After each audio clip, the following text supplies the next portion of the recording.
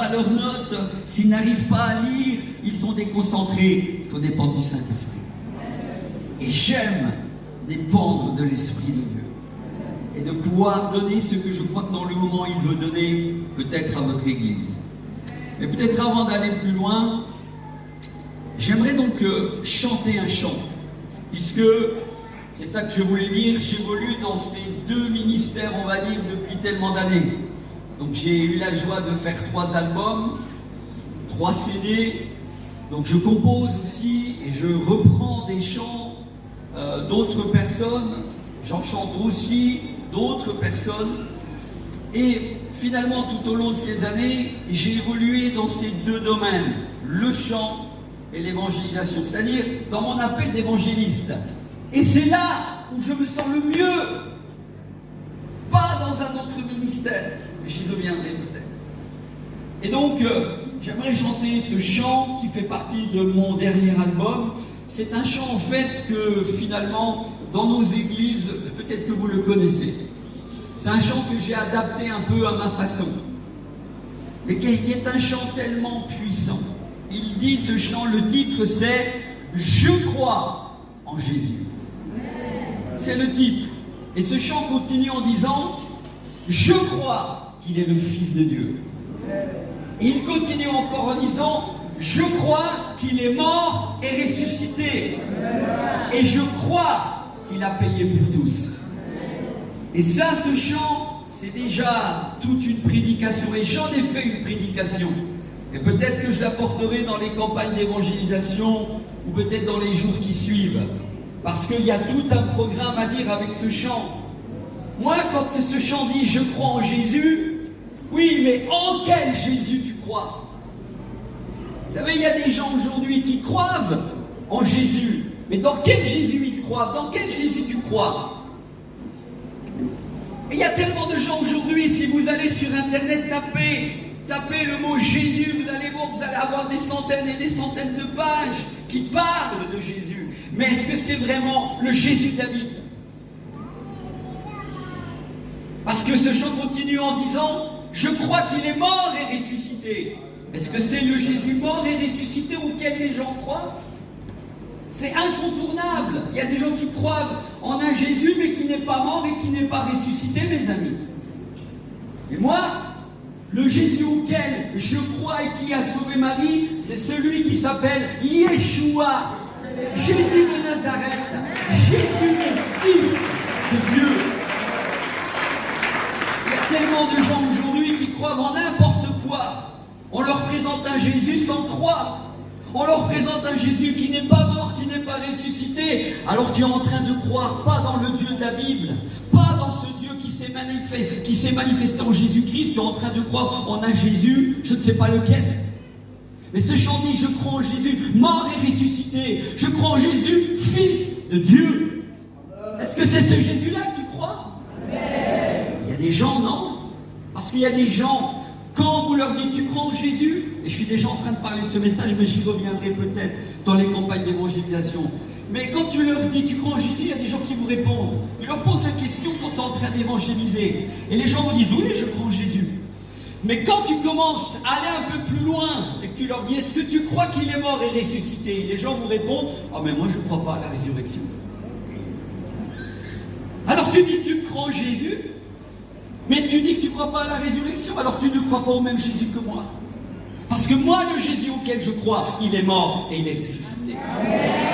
Autrement, la Bible dit que notre foi est vaine et nous sommes encore dans nos péchés. Mais le Jésus, mort et ressuscité, c'est le Jésus, Fils de Dieu. Et comme le dit encore ce chant, c'est le Jésus qui guérit encore aujourd'hui. Et moi, c'est ce Jésus-là que j'aime. Et c'est ce Jésus-là que je prêche depuis tellement longtemps. C'est ce Jésus-là qui m'a appelé. Amen. À le servir. Alors, je ne sais pas qui s'occupe de la sono, s'il n'est peut-être pas en train de dormir, s'il est encore éveillé. Allez, c'est parti, merci.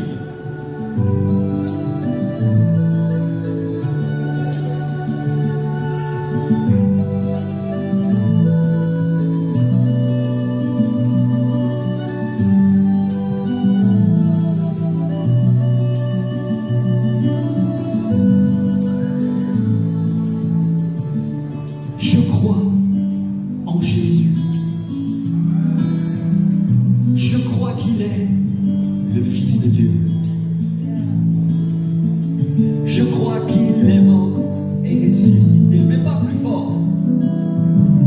Je crois qu'il a payé pour tous. Et je crois qu'il est ici, présent au milieu de nous. C'est bon comme ça. Tout puissant pour nous guérir et par sa grâce nous pardonner. Tu bouges pas. Je crois en toi, Seigneur. Je crois que tu es le Fils de Dieu. Après ta mort, Dieu t'a ressuscité. Je crois que tu as payé pour tous. Et je crois que tu es là, présent au milieu de nous, tout puissant pour nous guérir et par sa grâce nous pardonner. Écoutez bien, je crois en Jésus. Je crois qu'il est le Fils de Dieu. Oh, je crois qu'il est mort et ressuscité. Je crois qu'il a payé pour tous. Et je crois qu'il est ici, au présent, au milieu de nous. Tout puissant pour nous guérir. Et par sa grâce, oui, nous pardonner. Et je crois que tu es là,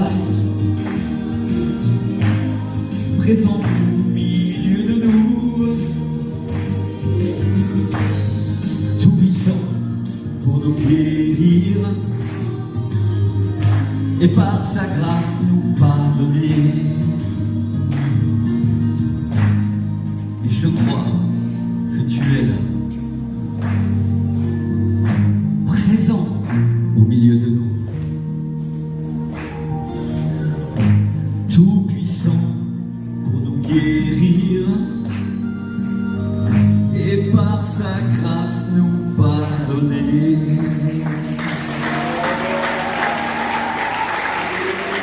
Alléluia. Alléluia. Mes amis, c'est un chant tellement puissant dans ses paroles. Et je crois que quand on chante ces chants comme ça, le diable tremble avec ses démons. Et il ne peut pas tenir. Pourquoi?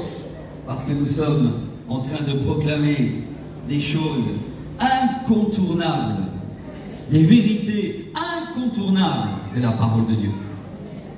Et s'il y a bien une chose que le diable a horreur, c'est qu'on proclame que Jésus est Fils de Dieu, que Jésus guérit, que Jésus est mort et ressuscité. Amen. Alors désolé, pasteur Doxa, pour ce premier chant, on n'a pas trop dansé, mais il y en aura d'autres. Et il y en aura des plus rythmés, où on aura la joie de chanter ensemble et puis de bouger ensemble. Amen. Mais c'est bien aussi des chants dans nos églises qui posent les fondements clairs. C'est tellement important, parce que nous vivons un temps où il y a tout et n'importe quoi. Où il y a, on ne sait même plus parfois où est la vérité. On entend tout et n'importe quoi sur Internet, où est le vrai évangile. Et on ne sait même plus trier aujourd'hui. On gobe tout et n'importe quoi. Il y a à boire et à manger dans les églises. Mais ce qui est important, c'est d'être fondé sur la parole de Dieu. De pouvoir prêcher un évangile clair, ce qu'on appelle la saine doctrine, et d'être fondé sur ce que dit non mon pasteur, non le prophète, non l'apôtre, mais ce que dit la Bible. Parce que je suis désolé, aujourd'hui j'entends des choses qui m'attriste profondément. Aujourd'hui, vous savez, les gens ne disent plus ah, c'est la Bible qui dit. Aujourd'hui, j'entends, c'est mon pasteur qui dit, c'est le prophète qui dit, ou l'apôtre que j'ai vu sur Internet a dit. Oui, mais est-ce que la Bible dit ça? Allô? Est-ce que la Bible dit ça? Eh bien, mes amis, si vous vérifiez parfois, la Bible dit complètement le contraire. Et vous savez le pourquoi de ces choses? Vous savez le pourquoi? C'est qu'aujourd'hui, malheureusement, il n'y a plus la culture de la lecture de la Bible. Aujourd'hui, on se contente, et peut-être que c'est toi, c'est vous, hein. Je me laisse conduire par l'Esprit de Dieu. Aujourd'hui, finalement, on vient à l'église le dimanche matin, dans nos cultes, et c'est bien, parce que ça fait partie de la vie chrétienne de venir louer et adorer le Seigneur. Mais le problème aujourd'hui pour moi, c'est qu'on se contente de vivre sur le culte du dimanche, sur la réunion d'évangélisation de la semaine, et sur aussi peut-être la réunion de prière. Et finalement, à la maison, on n'a plus cette intimité de la lecture de la Bible. On n'a plus cette intimité de la prière. Et finalement, où est-ce que nous allons grandir le plus? Eh bien, je vais vous étonner, ce n'est pas à l'église, en écoutant simplement des prédications le dimanche matin, où vous allez grandir et prendre des racines le plus. C'est dans votre relation personnelle avec Jésus à la maison.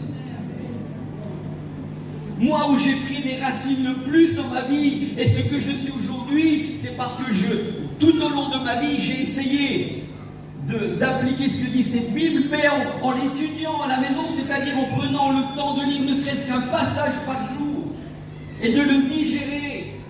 Peut-être que d'autres liront 4-5 passages, peu importe, à toi de t'adapter, mais ce qui est important, c'est que chaque jour, dans ta relation avec le Seigneur, tu prennes le temps de lire ce livre, de le méditer, de le connaître, de le retenir. Parce qu'aujourd'hui, comme je suis en train de vous dire, les gens viennent à l'église, mais ils vivent finalement sur quoi? Sur des cultes. Et puis, finalement à la maison, ils n'ont pas le temps de lire la parole de Dieu, ils n'ont pas le temps de prier. Ah oui, mais je suis allé au culte, ça suffit. Je suis allé à la réunion de prière, ça suffit. Non! La Bible nous dit, qu'est-ce qu'elle nous dit la Bible là-dessus? Écoutez, des fois je suis étonné parce que les chrétiens aujourd'hui n'ont plus de vie de prière. Mais Jésus lui-même, qu'est-ce qu'il est dit à propos de Jésus? Lui qui était Jésus, fils de Dieu, fils de Dieu. Quand il était sur la terre, nous lisons dans bien des passages, il se levait tôt le matin, il allait prier. Nous lisons dans la Bible, il passa toute la nuit en prière. Alors, si Jésus prenait le temps avec son Père de prendre le temps de le rencontrer dans l'intimité, parce que une chose très importante, je fais une parenthèse ici, notre relation avec Dieu, au niveau de la prière et au niveau de la lecture de la Bible, c'est toujours dans un lieu secret. Écoutez bien ce que je suis en train de dire. C'est toujours dans un lieu secret. C'est pas dit qu'il faut. Ici dit, Jésus se retirait dans la montagne. Jésus passait toute sa nuit en prière. Mais quand il le faisait, il prenait un lieu secret, un lieu où il était tranquille, pas dérangé. Et nous, en tant que chrétiens, nous devons avoir un lieu secret à la maison. Peut-être tu vas dans la nature, peu importe, comme Jésus, mais tu dois avoir un lieu de rendez-vous où tu viens rencontrer ton Seigneur. Pourquoi? Pour ne pas être dérangé.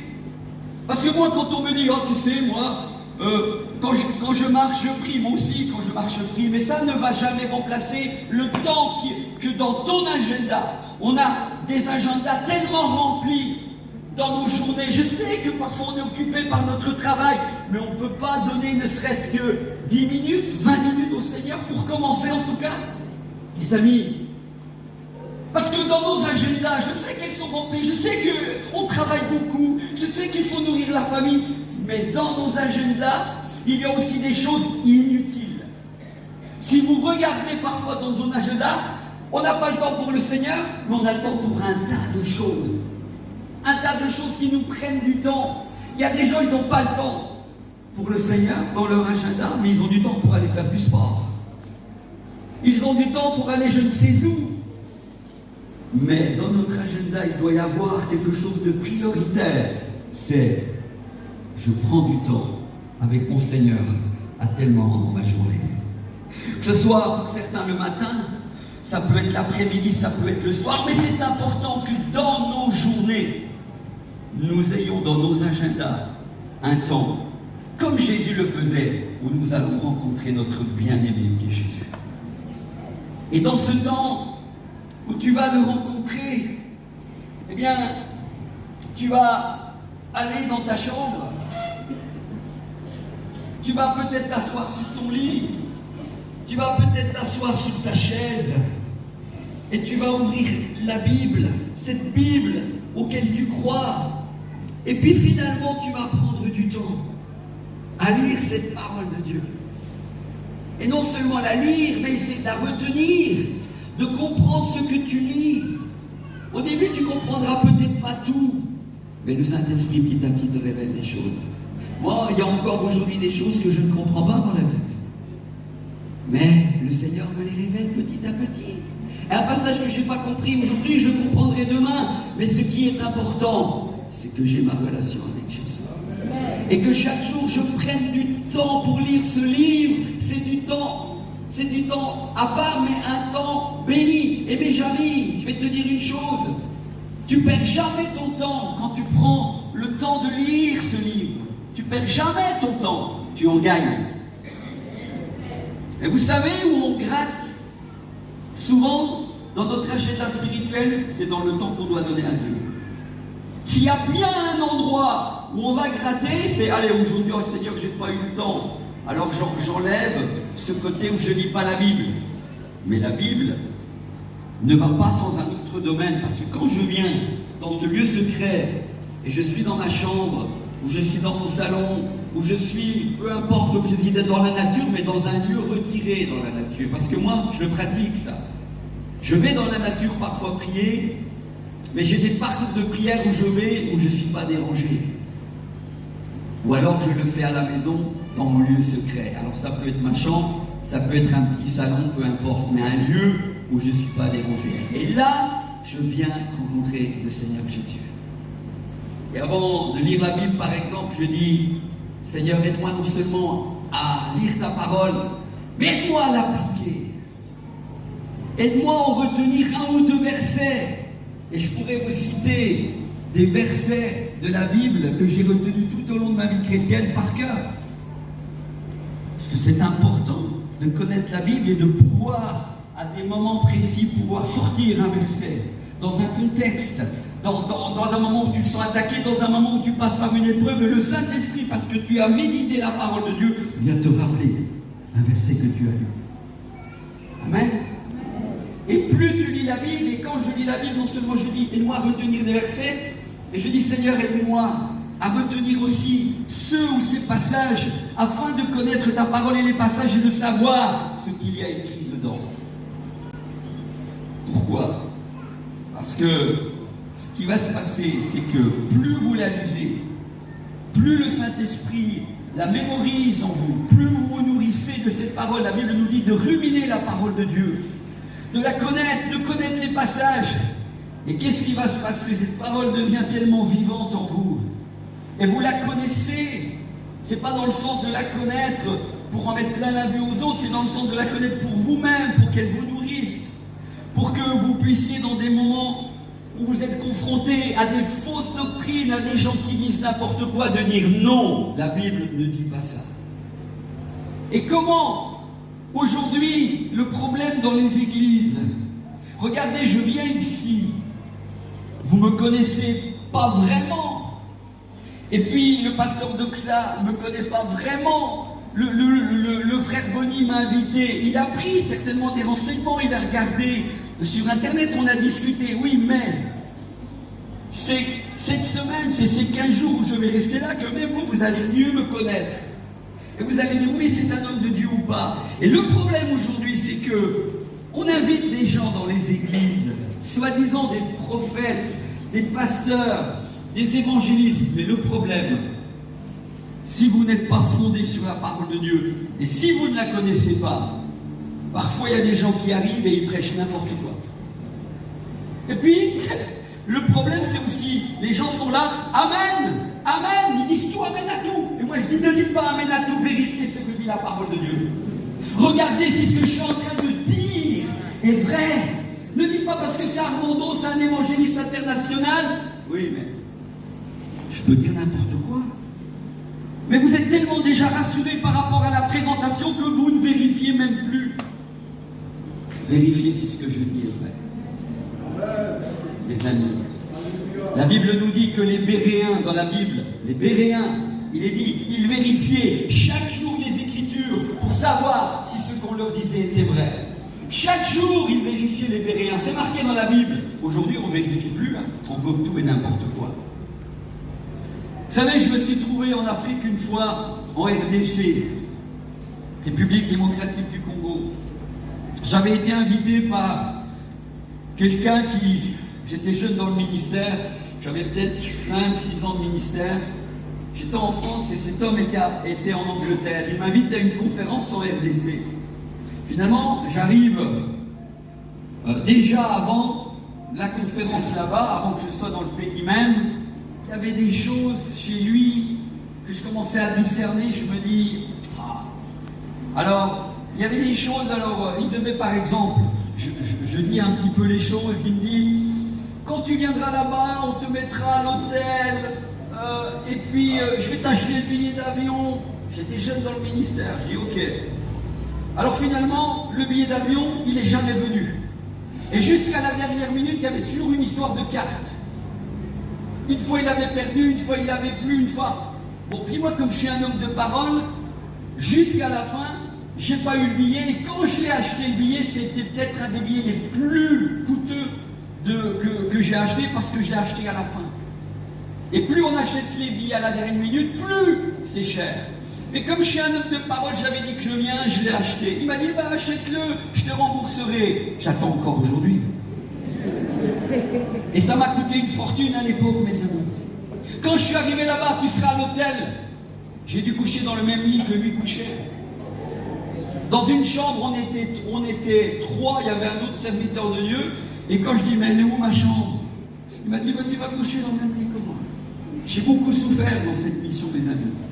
C'est une mission, quand je suis rentré chez moi, à l'époque, j'étais jeune dans le ministère, psychologiquement, moralement et spirituellement, j'étais pas bien. Je voulais abandonner le ministère. Ma femme est venue me chercher à l'aéroport. Quand elle est venue me chercher, alors juste avant de partir, je lui ai dit, alors, le billet d'avion, tu as dit que tu me le paierais. C'est un pasteur. Hein. Il me dit, oui, oui, je te fais un chèque. Et il y avait l'autre pasteur qui était là aussi dans la chambre. Je dis, j'espère qu'il y aura de l'argent. Oui, oui, oui. Je suis arrivé, ma femme vient me chercher à l'aéroport à Genève. Je dis, écoute, j'étais pas bien en rentrant. Hein.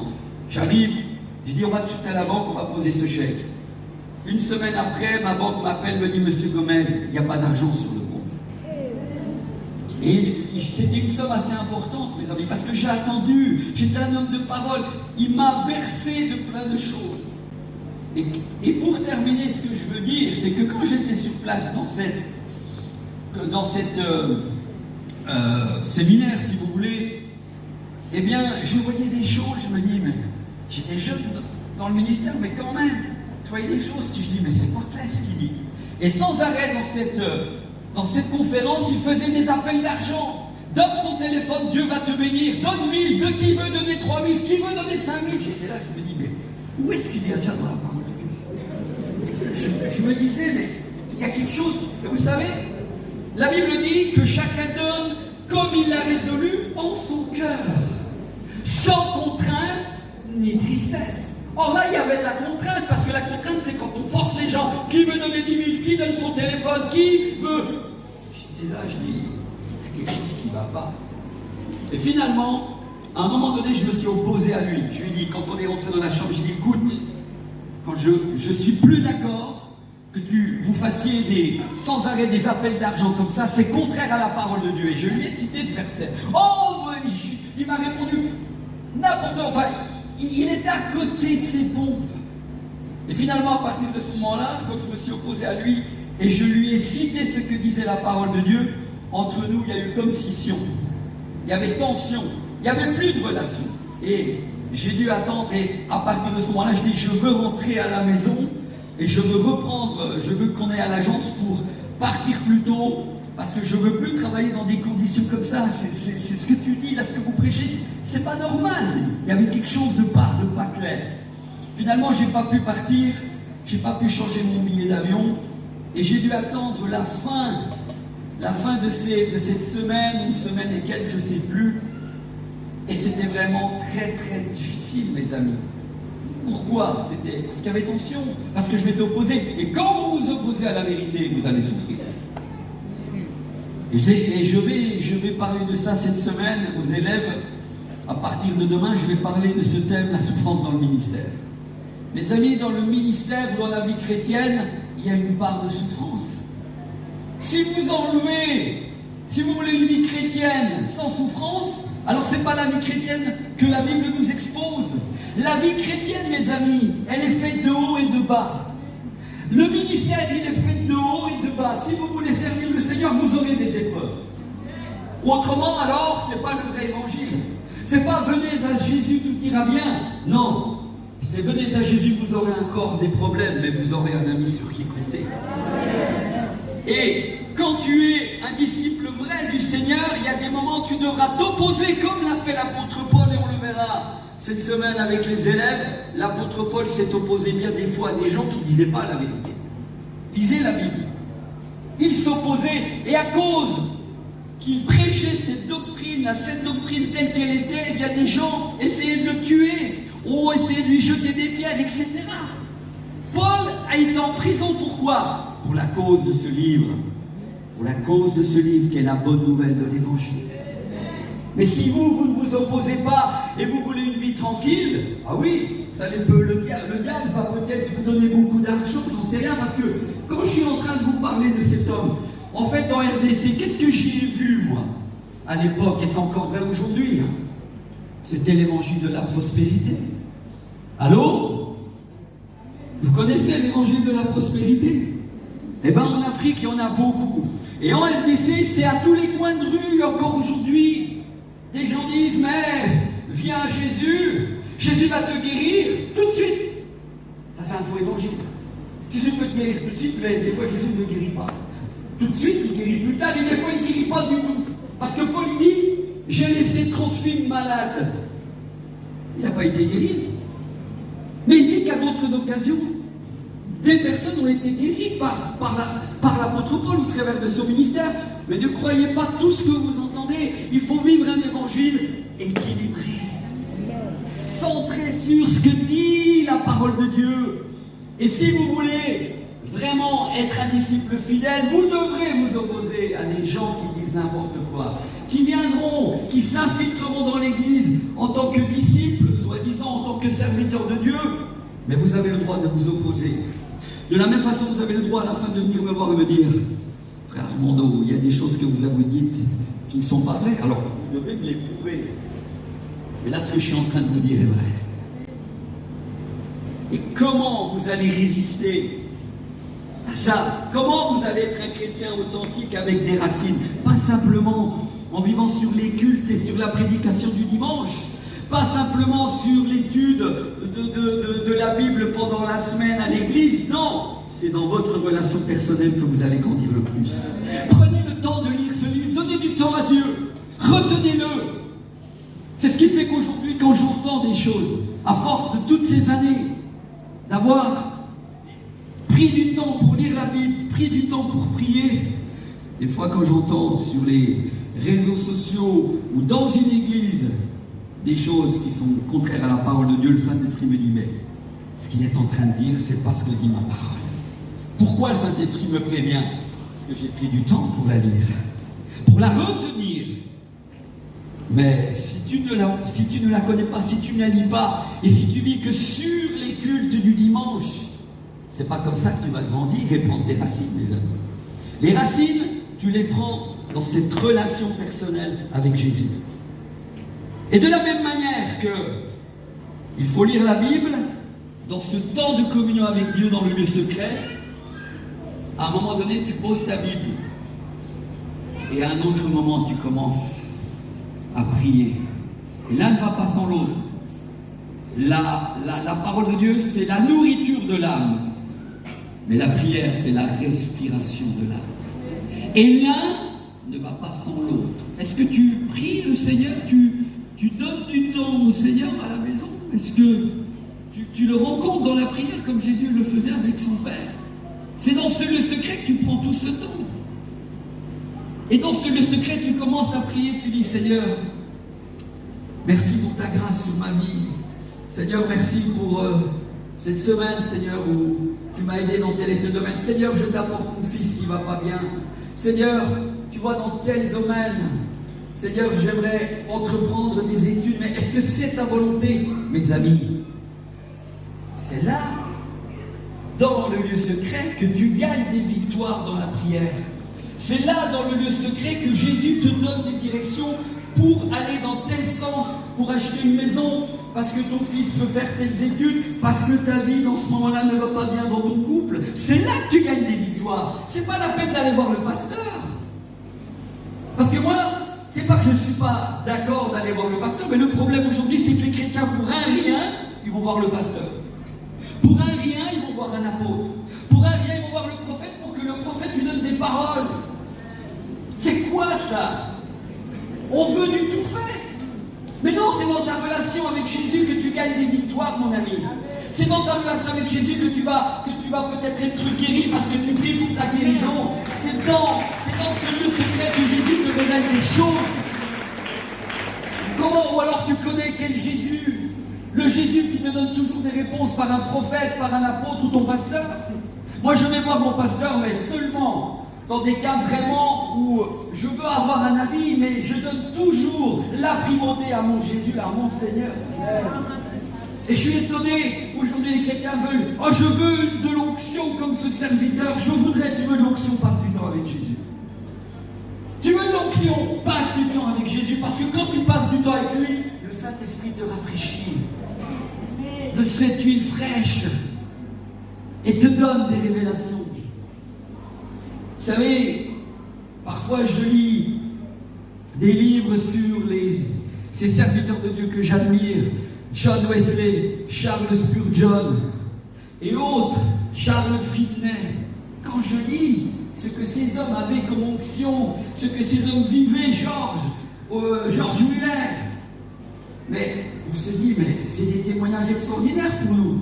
Et je me disais, mais ces hommes étaient des hommes qui priaient. Le Seigneur George Muller, un homme qui priait, souvent le Seigneur répondait quasiment dans les instants qui suivaient. Il a nourri des milliers et des milliers d'orphelins, il a acheté des maisons pour eux. Le Seigneur leur répondait souvent.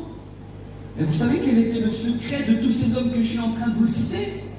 Par exemple, quand on prend George Muller, son secret c'était la lecture de la Bible, bien entendu, mais la prière. Et donc, quand il priait, on a retrouvé à côté de son lit, quand il se mettait à genoux en train de prier comme ça, on a retrouvé la planche là, qui était juste à côté de son lit, tellement il s'est mis à genoux que la planche était usée, mes amis. C'est vrai ce que je vous dis là, lisez la vie de George Muller. Pourquoi Dieu l'a béni? Il gagnait les victoires pour ses enfants dans la prière, à genoux. L'onction venait quand il était là. Les réponses venaient, et le Seigneur lui disait, tu dois faire comme ça, parce qu'il passait du temps. John Wesley, la même chose. John Wesley se levait tôt le matin. Des fois je me dis, mais comment il faisait? Il se levait tôt le matin pour prendre du temps pour prier, mes amis. Parce qu'il avait un ministère incroyable. Quand vous lisez aussi la vie de Spurgeon, c'est ce pasteur extraordinaire. Ce pasteur, quand je lis un petit peu ce qu'il faisait dans une journée, combien de fois il prêchait, etc. Mais incroyable. Mais sa vie, son secret, c'était sa vie de prière et la lecture de la Bible. La femme de John Wesley, allez, parlons-en pour parler des dames. La femme de John Wesley, Suzanne Wesley, vous savez, elle avait 20 enfants à l'époque, 1700 et quelques. 20 enfants. J'ai lu un récit sur elle. Enfin, juste une phrase qui résume tout ce récit. Vous savez quel était son secret? En 1700 et quelques, la femme de John Wesley, c'est que chaque jour, cette femme, elle avait 20 enfants, mais quel était son secret? Chaque jour, elle passait 1 heure, elle se retirait dans sa chambre et elle passait 1 heure avec Jésus. Quand elle ressortait de ce lieu secret, elle rayonnait. Elle avait gagné des victoires. Elle n'a pas abandonné ses enfants. C'était quelqu'un, certainement un autre enfant qui s'en occupait, mais ce temps, elle le donnait au Seigneur pendant 1 heure. Elle s'enfermait dans sa chambre. Nous, les femmes, 20 enfants. Aujourd'hui, quand on en a 2, 3, oh là là, on est déjà débordé, on avait 20. On n'a pas le temps. Oui, mais tu ne perds pas du temps quand tu vas vers Jésus, tu en gagnes. Parce que le Saint-Esprit te révèle des choses pour ta journée, comment savoir faire telle et telle chose. Et c'est vrai, c'est toujours bon. Mais c'est souvent là qu'on gratte. On dit, ça j'enlève, moi j'ai pas le temps, je ne le fais pas. Alors je ne dis pas qu'il y a des journées où tu ne pourras peut-être pas prier, tu ne pourras peut-être pas lire la Bible ce jour-là, ça m'arrive. Mais tu ne peux pas. Si tu commences à faire ça, il ne faut pas t'excuser tout le temps. Il faut très vite revenir au lieu secret de la prière et de la lecture de la Bible. Il est là, le lieu secret, tu vois, il est là. Là, viens là. Parce que Jésus, il veut te rencontrer. Et aujourd'hui, j'entends tellement. Aujourd'hui, les gens disent, oh, j'aimerais, vous savez, frère Armando, j'essaye d'actualiser ce que je veux dire. Oh, frère Armando, qu'est-ce que j'aimerais voir Jésus? Qu'est-ce que j'aimerais pouvoir lui parler? Et vous savez ce que je vous répondrai? Viens dans le secret de ta chambre. Quand tu lis la Bible, tu es en train de rencontrer Jésus. Quand tu lis la Bible, tu es en train de rencontrer Jésus. Pourquoi? Parce que Jésus est la parole, mes amis. Il est cette parole qui s'est faite chair, nous dit Jean chapitre 1er. Il est cette parole qui est venue dans le monde, qui a habité parmi nous pleine de grâce. C'est Jésus. Et chaque fois que tu es en train de lire la Bible sur la terre, tu es en train de parler et de rencontrer Jésus. Parce qu'il est ce qu'il est écrit dans ce livre. Il n'est pas autre chose. Il est cette parole qui s'est incarnée. Et tout ce que dit ce livre, c'est ce que Jésus est. Il n'est pas plus, il n'est pas moins, il est cette parole. C'est pour ça que la Bible nous dit ceci. La terre, et nous sommes dans les temps de la fin, mes amis, Jésus revient bientôt, je le crois. Parce que tout nous montre, les signes sont là, que Jésus est à la porte. Mais Jésus a dit, le ciel et la terre passeront, tout ce que vous voyez un jour passera, mais ma parole demeurera éternellement. Et ça veut dire quoi? Ça veut dire que ce que Jésus dit, il est cette parole qui est écrite dans ce livre. Ce qu'il vous dit là, sur la terre, il vous dira les mêmes choses quand vous le rencontrerez au ciel. Amen. Et moi, quand j'arriverai au ciel, je ne sais pas vous, mais moi, quand j'arriverai au ciel, je reconnaîtrai. Il y aura des milliers d'anges qui loueront l'agneau, des milliers de personnes, mais moi, quand je serai là dans cette foule, peut-être que je vais aller dans cette foule et puis je vais peut-être me frayer un chemin. Et puis à un moment donné, je verrai là-bas, au loin, l'agneau de Dieu assis sur le trône et je dirai, c'est Jésus, je sais que c'est toi, parce que sur la terre, je t'ai déjà rencontré, tu es cette parole. Parce qu'il aura le même langage. Jésus au ciel, il ne parlera pas autre chose que ce qui est dit dans ce livre. Quand vous arrivez au ciel, vous ne rencontrerez pas un Jésus inconnu, vous rencontrerez la parole qui s'est faite chair. C'est ce Jésus-là. C'est pour ça que dans Jérémie chapitre 1, si j'ai bonne mémoire, il est dit, Dieu, Jésus veille sur sa parole, veille sur ce livre pour l'accomplir. Mais il veille sur ce que dit ce livre. Pas plus, pas moins, parce que le problème aujourd'hui, comme je vous disais, c'est qu'il y a des gens, ils vont plus loin que ce que dit la parole, ce livre. Alors Jésus, à un moment donné, il ne les suit plus. Vous voyez les fausses doctrines, aujourd'hui, avec cette doctrine qui fait tellement de mal, la doctrine de la prospérité, Jésus n'est pas, si on lit ce que dit l'Écriture, les fondements, Jésus ne va pas avec ces gens qui pousse les versets à l'extrême en disant mais si tu donnes, Jésus va te bénir plus qu'un autre parce que tu as donné 500 et l'autre a donné 1000. Mais alors la petite vieille dans la Bible qui a donné le peu qu'elle avait, elle a donné 5 pièces ou quelques pièces, elle va être moins bénie que les autres. Mais Jésus a dit que cette femme, elle était plus bénie que nous les autres parce qu'elle a donné de son nécessaire. Vous voyez? Donc c'est ce qu'on nous dit aujourd'hui, ce n'est pas vrai. Parce que Jésus dit le contraire. Et tu dois être fondé sur ce livre, qui est la parole de Dieu. Tu dois connaître Jésus, le Fils de Dieu, le Fils bien-aimé du Père. Tu dois connaître ce livre pour que dans ces temps de la fin, alors que Jésus est en train de revenir, vous puissiez ici, Église de l'Assemblée de Dieu, de cette ville d'Abou, vous devez rester ferme, vous devez rester appuyé sur cette parole. Vous devez être des disciples qui allez, quand vous allez évangéliser, ou quand vous êtes dans votre quartier, ou quand vous êtes dans votre famille, les gens puissent vous voir comme un disciple fidèle du Seigneur, avec un témoignage vrai, quelqu'un qui est skinny, il le vit. Et des fois, il vaudrait mieux moins parler et vivre ce que dit la Bible. Parce que des fois, on parle trop, et quand on va témoigner, les gens disent « Mais non, tu nous parles tellement, mais ce que tu dis, tu ne le vis même pas. » Vivez d'abord, et les occasions viendront pour que vous puissiez témoigner où vous êtes, et d'être un réel témoin de Jésus. Et encore une fois, le secret, c'est ta relation avec Jésus. Je termine en disant ceci. Matthieu 6, 6. Qu'est-ce qu'il est dit dans Matthieu 6, 6? Vous pouvez regarder vos Bibles, mais je vais vous le dire. Jésus dit, c'est Jésus qui parle, il dit, quand tu pries, va dans le brouhaha, va là-bas dans la rue, dans la grande rue de Dabou, et puis commence à prier. Non, non. Jésus, il dit, quand tu pries, entre dans ta chambre. Jésus, il dit, quand tu pries, entre dans ta chambre, c'est-à-dire dans le lieu secret. Et qu'est-ce que continue le verset en disant? Ferme la porte. Parce que quand tu pries, et quand tu vas dans ce lieu secret, alors comme j'ai dit, ça peut être la chambre. Jésus nous donne la chambre parce que c'est le lieu d'intimité. C'est le lieu où on est avec notre épouse, mais c'est aussi ce lieu où on est avec notre époux, Jésus.